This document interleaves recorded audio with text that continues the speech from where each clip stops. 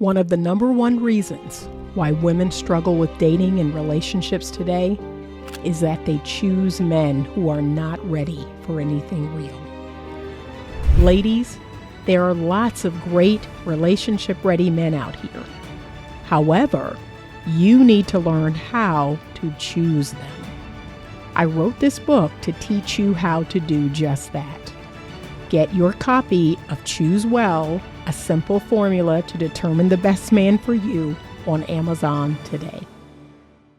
Loves money because she loves security. You want a man for what he can give to you, but you don't want him. I don't really get attracted to men. I just get attracted when they do something for me, like they're taking care of me. I believe one of Liz's biggest issues is her emotional unavailability. In my life, I'm not looking for a partner, or I'm not looking to be in love. Doesn't care about love, doesn't care about connection, doesn't care about emotion. She cares about being taken care of. All my bills he paid, all his time he spent with me. Anything I wanted, I did like this and he bought it for me. My ex spent almost all of his money on me, so much that he got into debt. Man buying you things is not proof of your worth. It is simply a reminder of it. Still in the relationship, I don't think I was ever really in love. He told me send me your PayPal. So I was like, okay, let me do it. Let's see what he does. And then he sent me $10,000 and he wanted like to have a relationship with me and I kept saying no. And then he bought me a Rolex. Of all the information we have out there about narcissism, why are we still falling into the same traps of love bombing? And I know I'm gonna lose a lot of you guys because I just said that. In this video, I will... Good evening. It is 6:30, and when I tell y'all my time is tight tonight, I got to get back so I can get on our school call at 7:30 p.m. I'm dropping my daughter off in Charlottesville, and I mean, this is going to be a tight turnaround. I'm like just going to make it. But what I wanted to talk to you all about tonight on my ride back is a wonderful video that Brenny Lee, she's a content creator over on YouTube. She made a great video assessing the wizard Liz and what happened to her and her relationship, you know, and everything that went down. She did a wonderful assessment of that situation. So you heard a clip from the video prior to this, and I'm basically just going to talk with women tonight all about when you marry just for money. And this is what has become very toxic about the femininity space. So you have femininity content creators, and they are teaching you about, you know, being more feminine. They're teaching you about polarity. They're teaching you about basic lessons of polarity and what it is to be masculine and what it is to be feminine. However, you have a percentage of these content creators that are very toxic. They are focusing solely on hypergamy in relationship to finances, right? So I believe in hypergamy. I believe that that is a natural state that women, that's a part of a woman's nature to want to find the best possible mate that she can find. She does not want a man that's not as good as her. She does not want a man that does not provide, that does not protect, that is not in some way better than her. However, what these toxic femininity creators do is they make hypergamy all about money.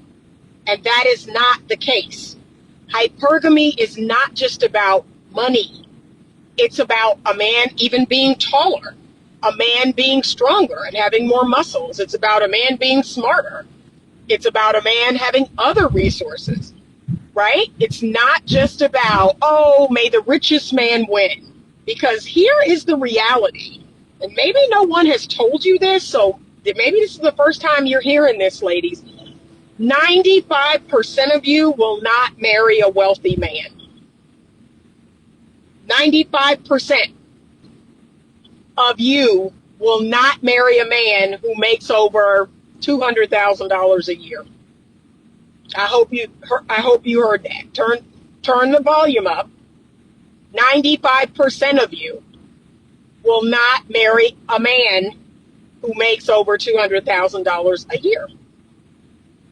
Okay? So that leaves the other 5%. And what do we know about the 5%? Well, they look a certain way. They may even have a certain charm or wit about them. They may have a type of body, but they are the creme de la creme. Okay?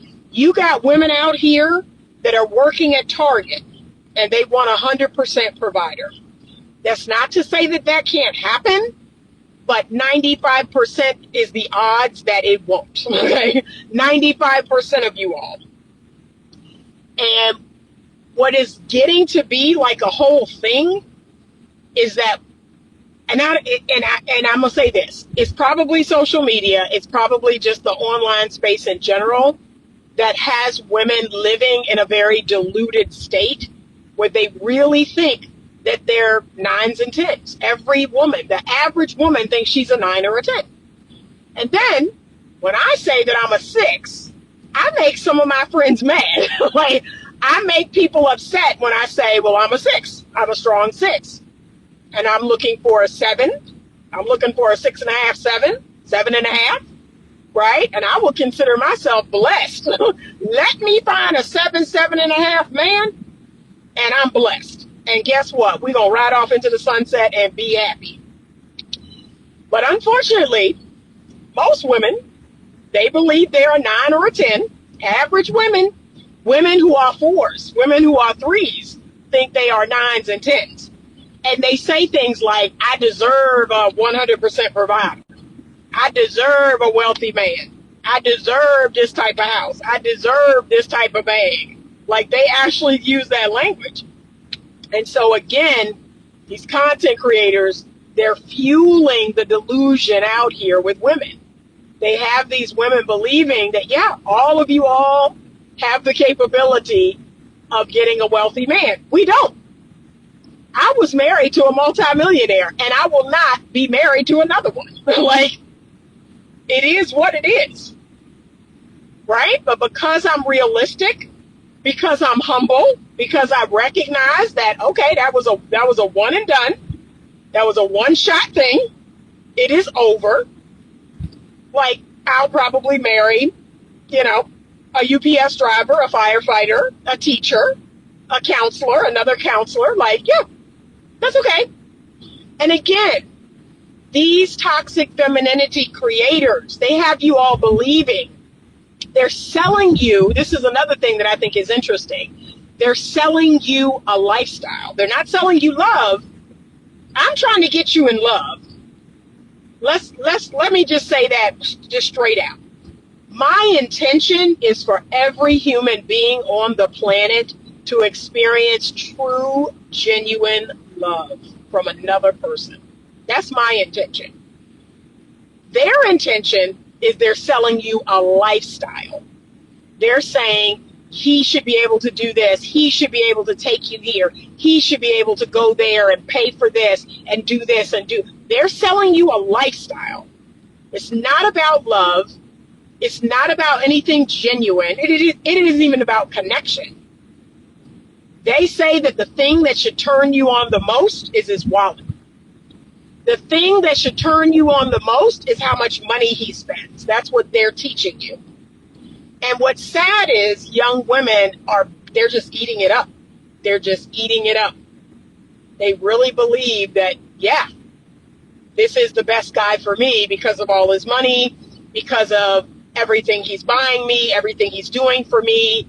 This is Mr. Right. Not thinking to themselves, okay, if this guy is literally going into debt, like this guy is going into debt, and this is what Liz the Wizard is saying, like this guy is basically love bombing her, right? He's paying for all these things, doing all these things, and she's feeling all good. She's feeling like, yes, he's earning me. He's showing me my worth and all of this. But what you're not seeing on the back end is he's not a good guy. Like, he doesn't have the character or the morals to be a decent man. And that really is the currency. And again, I'm never going to promote for you to date someone who is broke, doesn't have their life together, doesn't have a plan, I'm never going to promote that, right? I'm not saying that you should take a good-hearted guy and, no. We do not build men over here, because all that's going to lead to is resentment. All that's going to lead to is disrespect. So I'm not telling you to do that. But if a good man comes into your world and he has a plan and he's actively working that plan, or if he's recovering from something and he's actively recovering, like, yes, I want you to put his character above everything else and see what you all can build together. But again, I'm not talking about people who live in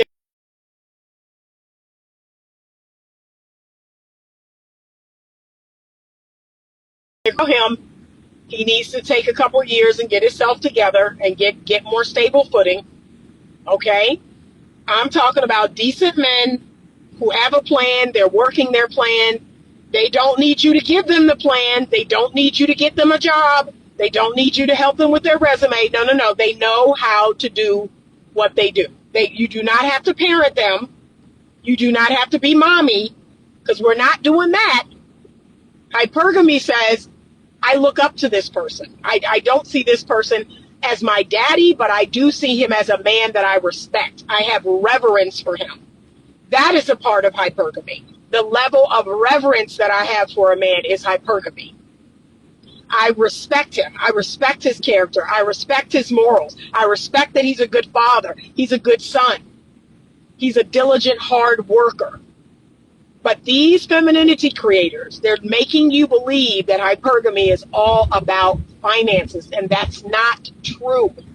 And that's what's getting women messed up out here. They're making it all about a man's money. They're turning relationships transactional. And yeah, you do this. And then this is what is even wilder to me. So I did a video called Is Dating the New Prostitution? And what's wild to me is women, they're not even good at the transaction. Like, they want something for nothing. Like, that's the part that I'm not understanding.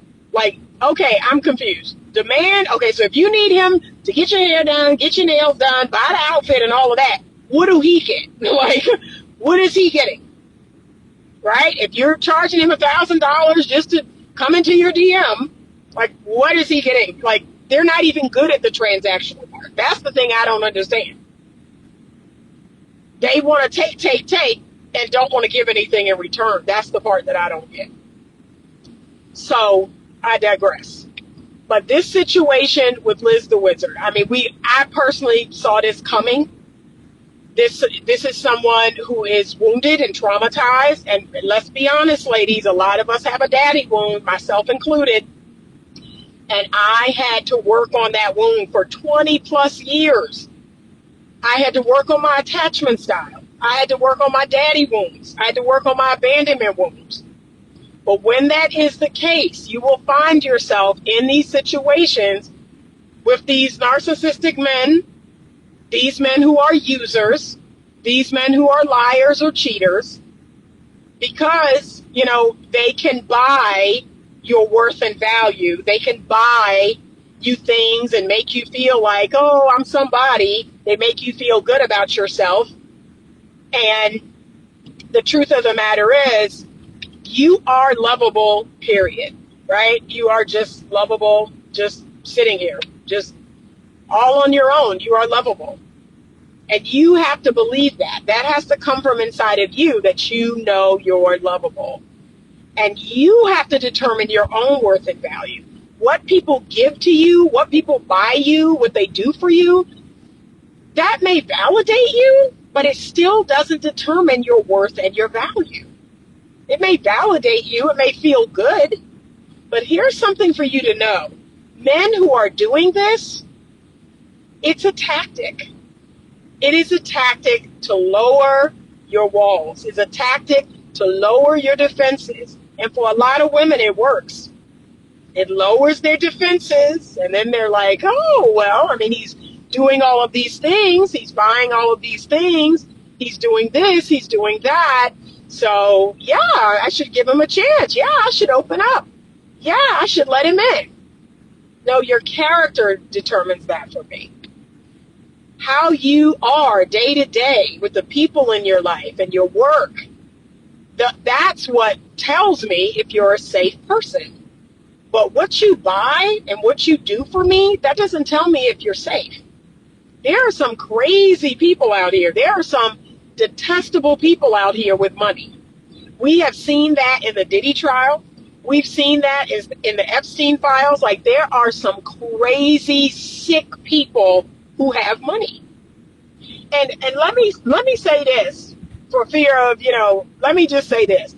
I would say more people that are sick have money. Like, the sickos are the wealthy, right? It's like the Bible said about a rich man getting into heaven is like the camel going through the eye of a needle. There are less wealthy people that actually have high morals and standards. It's difficult to be truly wealthy and not be a pervert and not be someone who's sick and twisted and perverted, because you have access to all of this sick stuff. And so, because you're human and you're flawed and you're full of sin, you find yourself acting on it. Because you have all the money in the world, you can hire a man to come over, you can put hundreds of bottles of baby oil in a hot tub full of water and have this person do all kinds of stuff to your woman. Like that's how sick the world is. And so, yeah, money, as they say, money is no object. So, ladies, we have to grow up. We have to mature. We have to come to terms with a man doing a bunch of stuff for us, buying us things, taking us places.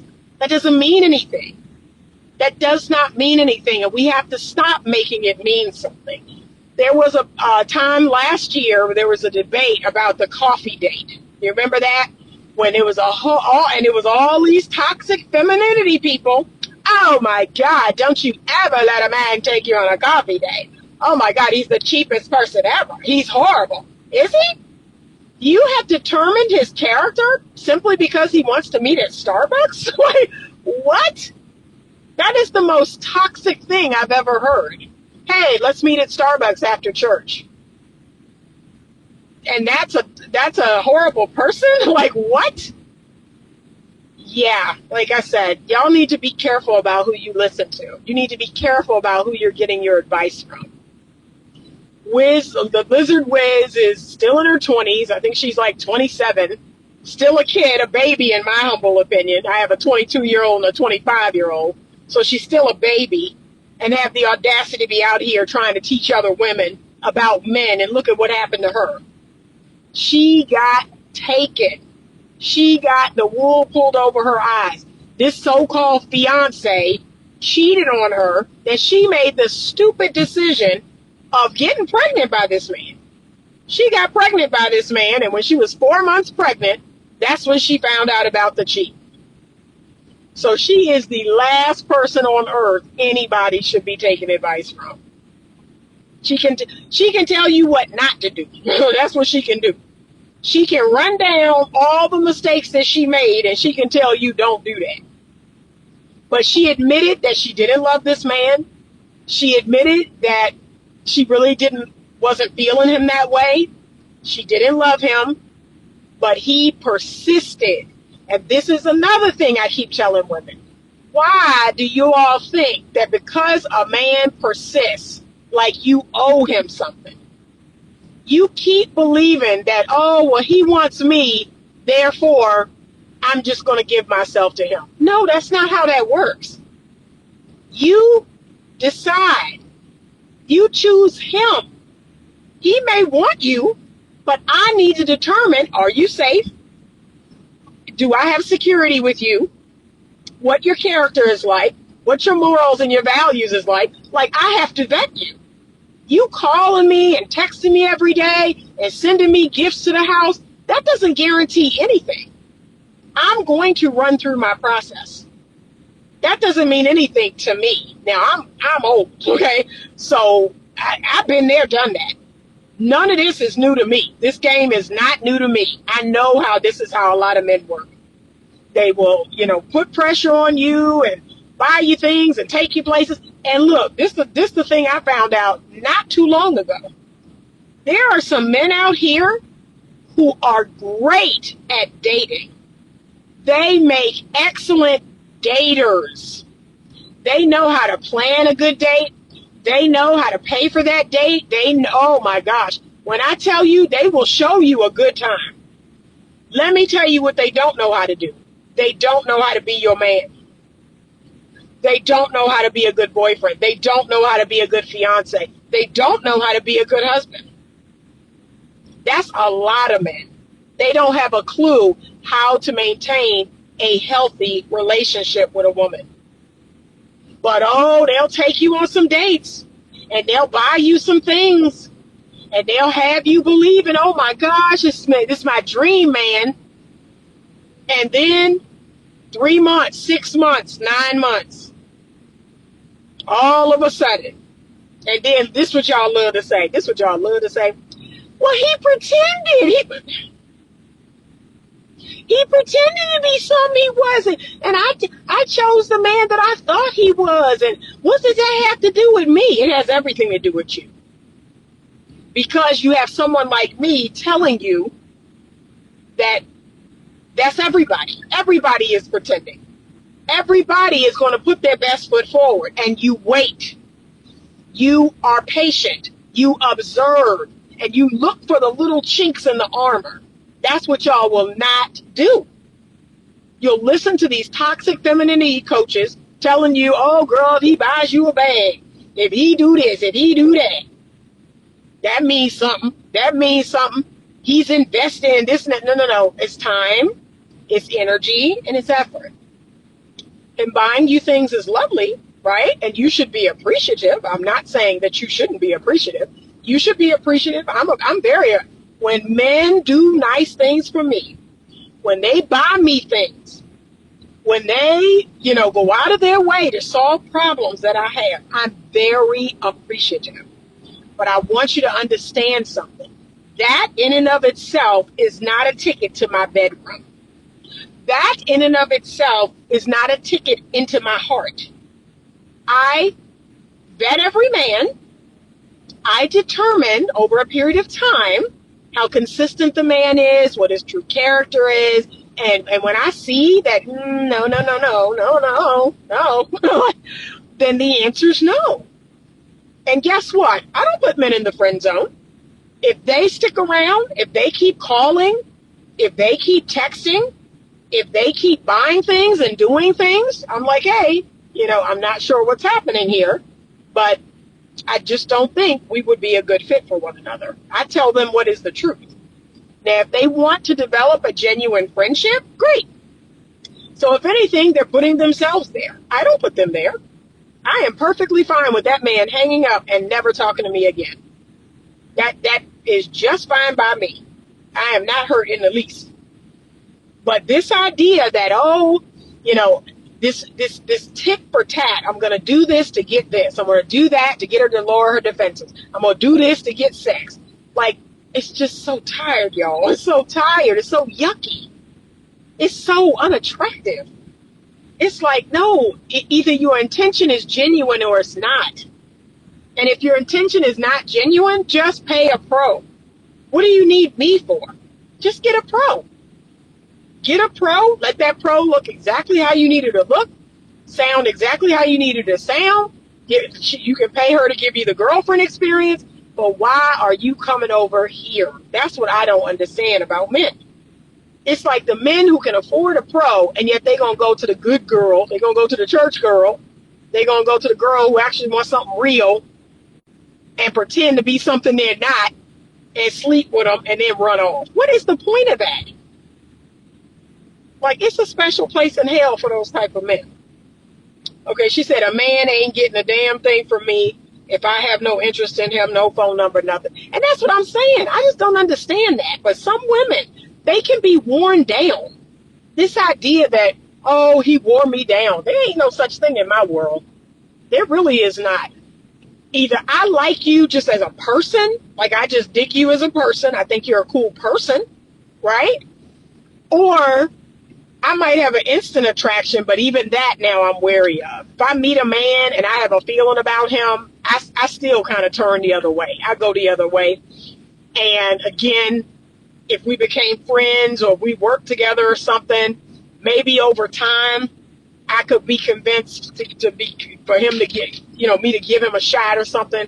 I don't know. But like I said, no, I don't trust the instant connection anymore. I haven't trusted the spark, as y'all like to call it, the butterflies. I haven't trusted that in 20 years. Because like I said, it's usually a sign that this person is about to take me through something. So if I feel that feeling, I'm like, nah, I'm good. Like, I'm good. I already been taken through that. I'm familiar. I already did that plan before. So, I don't want to experience that plan again. I like for it to feel ease, slow and steady. I like for it to feel safe. I like people who are funny. I like people who are intelligent. That's what I like. And if we vibing on that level and it becomes something else, great. But nah, that instant spark, that instant attraction, that look across the room and my tummy doing flips, I run from that. I don't want no parts of that. Nah, I'm good. I'm good. I want the most dull, boringest dude I can find. And like I said, I just get to know him as a person. And I just see, okay, what type of person is this guy? And then I see if any chemistry develops. But I don't do the instant chemistry no more. That's a no-no. That butterfly spark, yeah, that's just a no-no. I don't know why women are still talking about that. I know 55, 60-year-old women are still talking about butterflies. So I'm just like, wow, you haven't learned nothing. You haven't learned nothing in all these years. She said because they're insidious and evil, they like the idea of emotionally manipulating an unsuspecting woman and dropping her guard and hurting her, then disappearing. They feel powerful. Yeah. And here's the thing for you to know, and this is really kind of twisted, but there is a certain type of man, I'm going to talk about this in the 21 Feminine Principles. There's a certain type of man that gets off on the chase. Like, that's all he's interested in. He doesn't want anything real. And this is a certain percentage of men now where, ladies, this is the thing. Please listen, y'all. Listen. If a man tells you with words, I don't want a relationship, I'm not good at relationships, I don't see myself getting married ever, I don't see myself getting married again, I don't want to be tied down. If it's any language like that, believe him. These men are built for the chase. It's all about the dopamine. That's all they know how to do. They're telling you the truth. I don't know how to be married. I don't know how to be in a healthy relationship. I don't know how to maintain a level of healthy attraction. That's what they're telling you. They're telling you the truth, and y'all keep ignoring it. But he's telling you, hey, I don't even know how to maintain a 1 year, 2 year, 5 year, 10 year, 20 year marriage relationship. He's telling you the truth. But because women want what they want, and because of their ego, that's what gets y'all into trouble every single time. And that's why anytime a woman is like, well, Anita, you hard on women, and these men out here pretending to be something, baby, let's not act like your ego is not a part of all of this. Okay, stop it. You are a grown-A woman. Let's stop acting like a little kid. Your ego somewhere in there said, I could change his mind. I could make him, I'm different. Get out of here. Get out of here. You want to put it all on him, but half of it is you. Now, half of it is him. Because like she said, there are some men out here that are insidious. They are diabolical. They live for the chase. It's the notch in the belt. It's the notch on the headboard. There are plenty of men out here still like that, and they're grown men. 40, 50, 60-year-old men still putting notches in their bedposts. Got another one. They still doing that. It is sick. It's a sickness. But to me, they're easy to spot. I keep telling y'all this. They're so easy to spot. And because women want to be so dumb, y'all just don't want to listen. You want to be so dumb. You want to rush into things. You want to date men who are separated. You want to have sex with men within the first month of knowing them and kiss on them and all this other stuff that's going to immediately make it so that you can't vet them no more because now your feelings is involved. You want to rush the process. You want to think that, oh, he bought something or he spent $200 on dinner. You want to believe that that means something. That don't mean nothing. That don't mean nothing. And look, now, these men out here, if they have a corporate job, they'll put these dinners on their corporate, credit card. They'll use their points to take you on a trip. They ain't even paying for the trip. So that don't mean anything. Y'all are making it mean something that it doesn't. And that's the problem with this toxic feminine content. They want y'all to believe that the man is really about something and doing something. He's not. He's not. And until I'm wearing that white dress and he's standing down at that altar with the pastor and my family is looking on and his family is looking on, until that day, he ain't doing nothing. I hate to break it to you. He really ain't about nothing until that day comes that I'm being walked down that aisle and he's waiting at the other end with his family and my family and everybody looking on. He really ain't doing nothing. Like, whatever it is he's doing, I'm like, okay, but y'all want me to do backflips because somebody took me to Fogo de Chao. Like, you want me to do backflips because he taking me to ML Steakhouse. So, and then look, let's go here. This gonna make some of the dudes mad, but I'm gonna say it anyway. I can go on a trip. I can go to the steakhouse. I can buy a purse. I could do a lot of stuff for me. So, I don't know. It's supposed to mean something different because he's doing it. I mean, yeah, I'm not using my money, and I'm not mad about that. I'm not using my money, but it's like, okay, this is something I could do. Right? I mean, maybe if he bought me a house, maybe if he bought me a car, and yet and still, that's something I can do. So I'm just still trying to understand, what is it?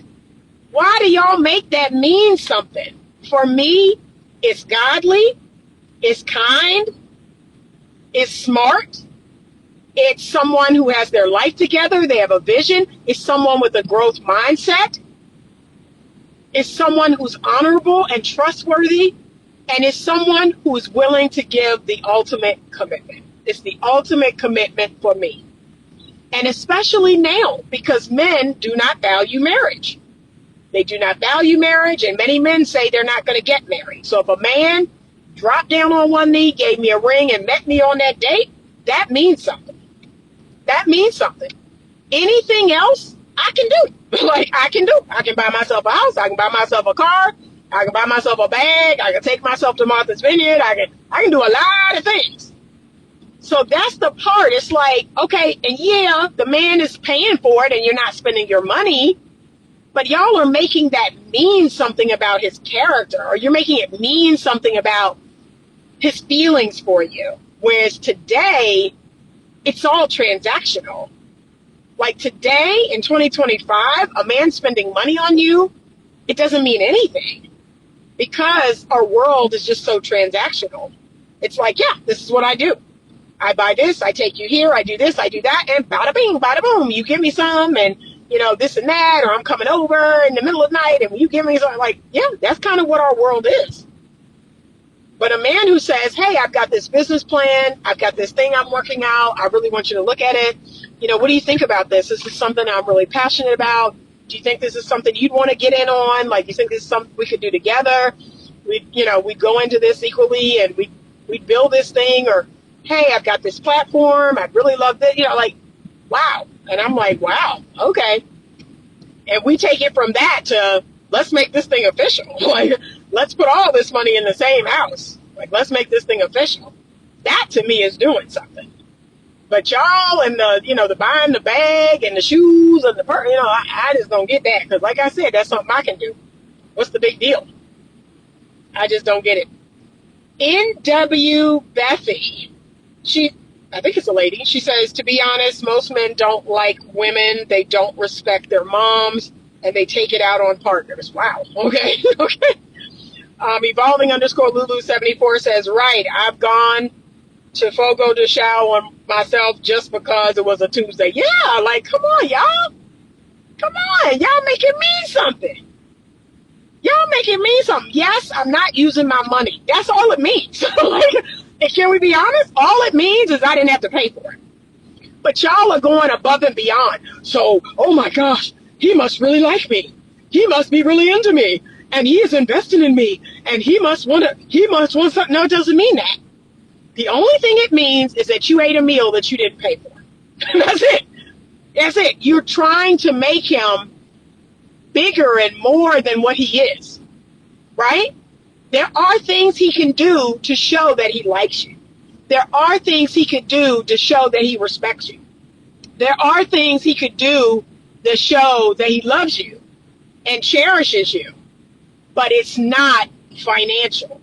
It is not just, bam, I'm taking you here, and therefore that means I really care. No, it doesn't, and not in 2025. I might have said that in the 80s. I might have said that in the 90s when that type of money was hard to come by, but now I don't believe that anymore. I don't. I think, it's like men have a little formula, and this is what they do. And like I said, dating is very transactional. So no, I don't take that to mean anything. I've been out on many dates, many dates in my lifetime. Many first dates, if I'm being honest, because most men didn't make it past the first date. They said or did something that completely turned me off, and I was like, yeah, I'm good. No, thank you.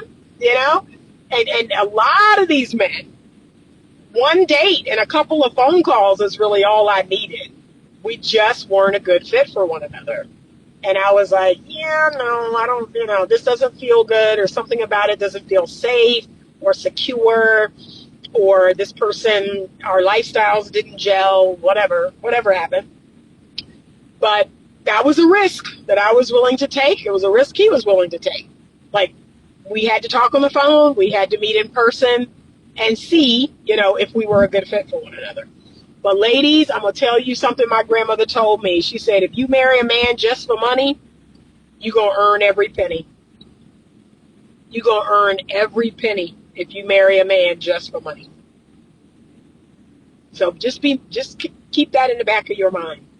If you go into this marriage, if you go into this relationship because of money, because of what he's doing for you, there's no love, there's no care. Remember, you can't pay people to love. You can't pay people to care.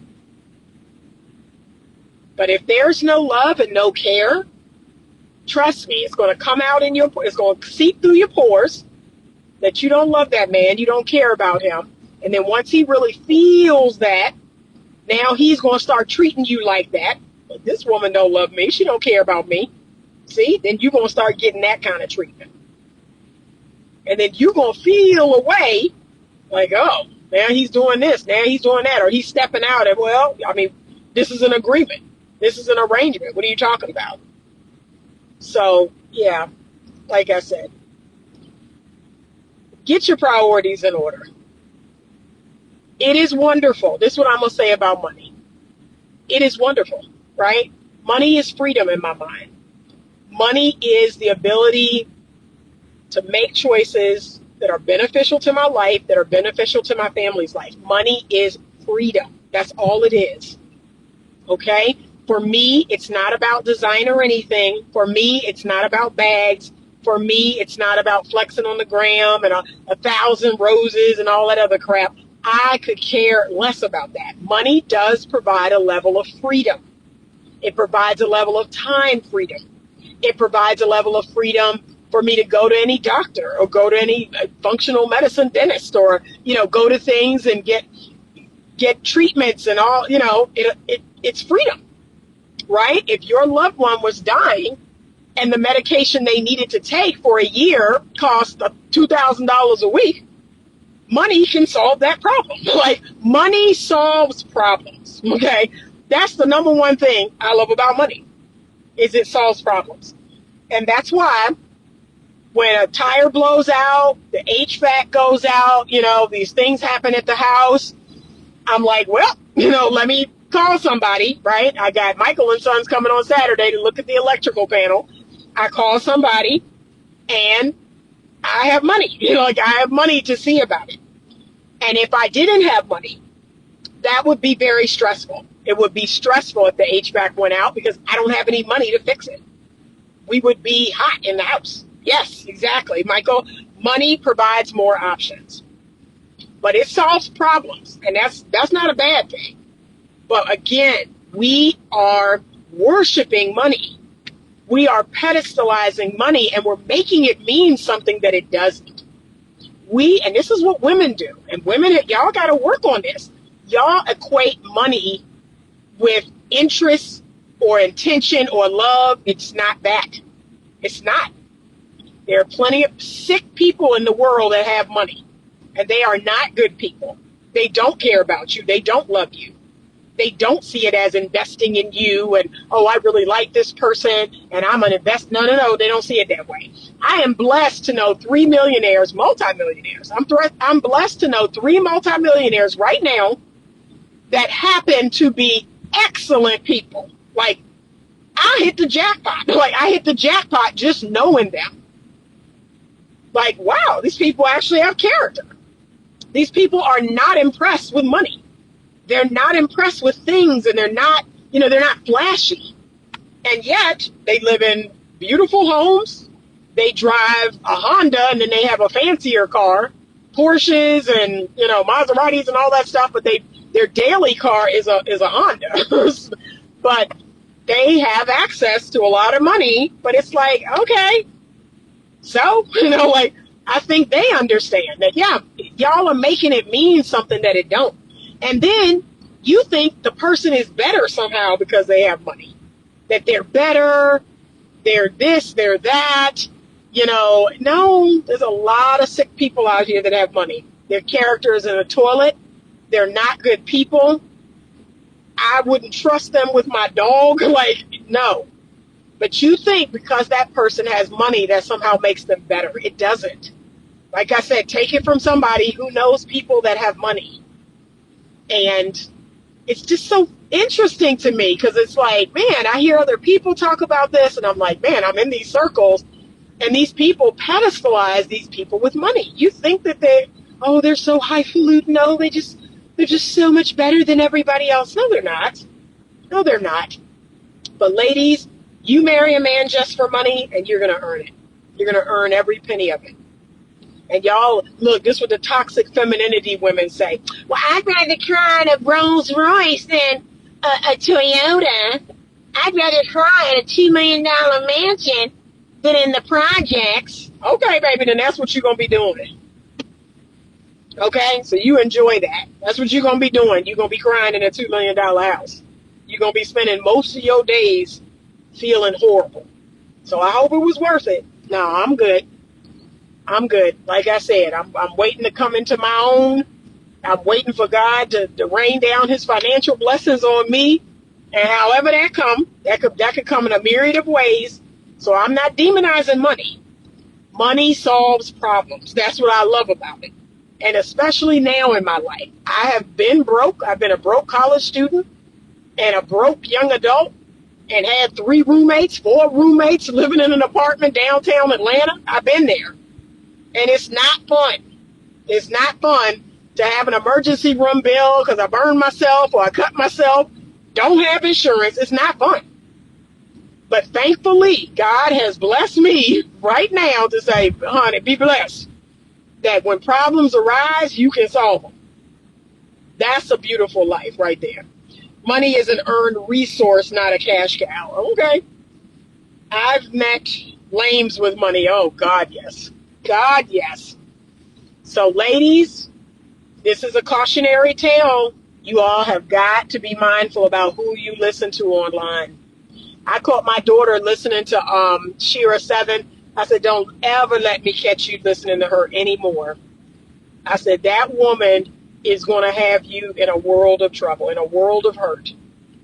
Do not listen to her. She is toxic. The things that she is teaching women, how to scam men, how to get money from men, and all men are this, all men are that. So you just got to use them. You got to get what you can from them, girl, and use them and get that money. That is not good advice. It's not healthy advice, and it's not godly advice. And that's all you're going to get over here. Like I said, these women are trying to get you into a lifestyle. I am trying to get you in love. I'm trying to help you win the man's heart. And here's what you need to know about that. When you have a man's heart, when you genuinely love him and he genuinely loves you, he'll do anything. Why do y'all think Russell Wilson's nose is so wide open? Why do you think that? That man is in love, okay? That's a perfect example. That man is in love. He's like, whatever she wants, whatever she needs, whatever I got is hers. Like, why can't you shoot for love? And then these women are teaching you all to be avoidant. They're talking about detaching and not catching feelings and, he should love you more than you love him and all this other stuff. That is avoidant behavior. Most women now are emotionally unavailable. Y'all are emotionally unavailable. And guess what? You attract emotionally unavailable men. And then when they trick you, because that's what these men do, they trick you, and you wind up catching feelings because that's in a woman's nature, that's a problem. Oh, he tricked me. But that's a woman's nature. It's in our very nature to love. It's in our very nature to fall in love and to bond to the men that we're sleeping with. But they trying to teach you to be men and do what men do. That just doesn't work. So that's it. That's what I wanted to share. She said, I think some men in her past really hurt her, and that is her villain origin story. I don't admire her at all. Yeah, I think that's exactly what happened. She said, I think Shira hates men. Yeah, I do. And look, I got some billionaire stories. Can I be honest? When I tell y'all I could be the baddest bee on the planet, I could be the baddest, coldest bee on the planet. And that don't get me anywhere. That don't get me in God's kingdom. What do I look like getting get back on all these men? What is the point of that? Like, have I been done dirty? Sure. But what is the point? Two wrongs don't make a right. What is the point of me now getting back at men and gassing these men up and using them and abusing them and all this? Like, what's the point of that? I don't have time for that. Don't nobody have time for all that nonsense? Does relationship dysfunction have anything to do with the high HIV rates in Houston and Atlanta? Oh, Lord, that's just Sodom and Gomorrah. Like that. That's just Sodom and Gomorrah. That's just Sodom and Gomorrah. These people out here today. And like I said, I think it's interesting that they're running those rates back up. Because for a long time, y'all, like 20 years. Can I be honest? For like 20 years, we didn't hear a lot about HIV and AIDS. Like, you really didn't. People wasn't talking about it like that. We really didn't hear about it like that. And now Gen Z done came on the scene, these young millennials and Gen Z people, and see, that's the era I was raised in. The 80s?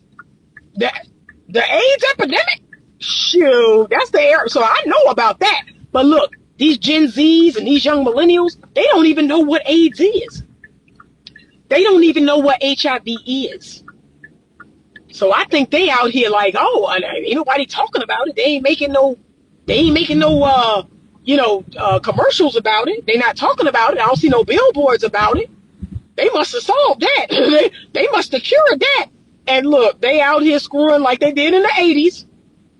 And they about to bring them rates back up. So they going to start making these, public service announcements, the PSA. Yeah, they going to start making them PSAs again. Well, we've seen that HIV is exploding and blah, blah, blah. Yeah. And look, the HIV drugs, the stuff that they got. She said, does your shirt say, I love you, Dad? It says, I love hot dads. So that's what my shirt says. I love hot dads. And I do. I do love hot dads. My daughter and I like to collect funny t-shirts when we go to the beach, and they always have some crazy t-shirts at the beach. But yeah, y'all, they about to bring these AIDS and HIV rates back up. And then they're going to start making these PSAs again. And then they got all these, drugs that you take that make you undetectable and all that nonsense. But here's the fact of the matter. I don't want it. I don't want no HIV. I don't care about no cocktail. I don't want HIV. They're like, oh, well, people living longer and people are living, to normal ages. I still don't want HIV. I'm like, what don't y'all understand? I still don't want HIV. And y'all out here screwing like, it's cured, but it's not. So that's all. She said, how cute. All right, y'all. I'm gonna run in here and grab something, and then I'm heading home. I'm right up the street. Thank you so much for rocking with me. I appreciate you all. Thank you for supporting the channel. Please consider becoming a member of the channel. I'm going to start making members only content tomorrow. But for now, I was putting out a video every day, just kind of getting myself back in the algorithm. So head on over to YouTube. That's where all of my videos lie. Everything you need to know about me, you can find out in the description box below. I'm still giving away 30 days free trial of Skool, Single Seeking Soulmate. And so all you have to do is email me at info@betterlovemovement.com, and I will send you an email invite. Thank you. I appreciate you all. Have a great rest of your evening. And as always, stay open to love.